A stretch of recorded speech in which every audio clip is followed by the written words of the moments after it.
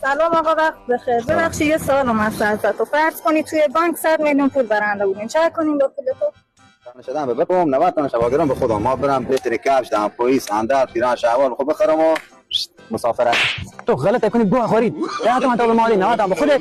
خود دیگه 90 تومن به ماده 10 تومن تام ولی خود مامونت کم کم. بابا چیز واقعیتش این ساعتم حاکمه.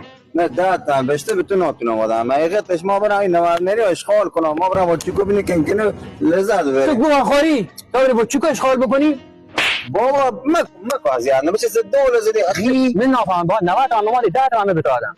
نگفتم روی پول حساب بازم. جون هم دیگه از یاد نکو 10 تا سر زیادی خدا تو فکر کن. نه من روی پول حسابم کردم. حالا من مثالم زد. برای با ما روی پول حساب می‌کردم. برای سر کار من سرم نبود بکنم. این 90 تومن بعد ما. بابا اصلا گذشته با مگه اصلا هر 100 میلیون به خودت.